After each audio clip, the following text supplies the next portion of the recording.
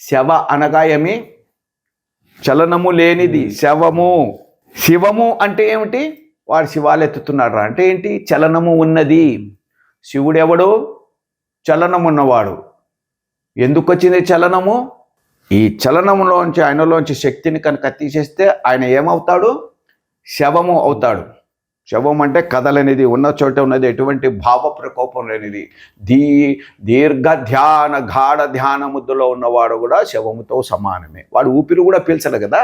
అలాంటి తత్వము ఉన్న ఒక రూపము, దివ్యమంగళ స్వరూపము తమో గుణ సంపన్నుడికి శివశక్త్యాయుక్తో యది భవతు అని రాశాడు. ఈ శక్తే లేకపోతే ఆయన చలనము లేని ఒక శవమే అన్నాడు. నేను స్వామిని తిడుతున్నా అని వక్ర భాషను చెప్పద్దు ఎవరిక్కడ. చలనము లేని వాడేరా, ఏంట్రా శవంలా పడున్నావు అని అన్నవా?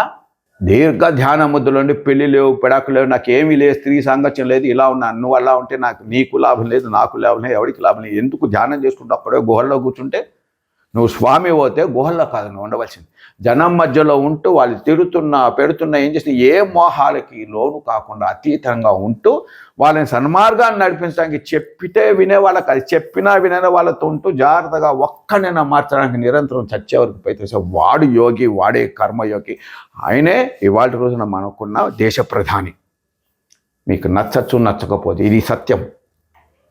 ఆయనే ఒక ఉత్తరప్రదేశ్ రాష్ట్రానికి ఉన్న ఒక ముఖ్యమంత్రి. నేను ఎవరికూ ఓటేయమని చెప్పట్లేదు, నేను వ్యక్తులు మహానుభావుల గురించి మాట్లాడుతున్నా. మీరు పొగిడినా వాళ్ళు మహానుభావులే, మీరు పొగడకపోయినా వాళ్ళు మహానుభావులే. వాళ్ళ జీవన విధానమే చిన్నప్పటి నుంచి అది. స్వాములు వాళ్ళు. ఆదిశంకర్లు మీరు కొలిచినా కొలకపోయినా ఆ మహానుభావులు రాసిన పుస్తకాలు, అరే రాసిన స్తోత్రాలు చదివితే, పద్యం చదివితే, నేను రాయకపోయినా పర్వాలేదు, చదవగలిగితే చాలు అని ఆనంద బాష్పాలు వస్తాయి నాకు. సరస్వతి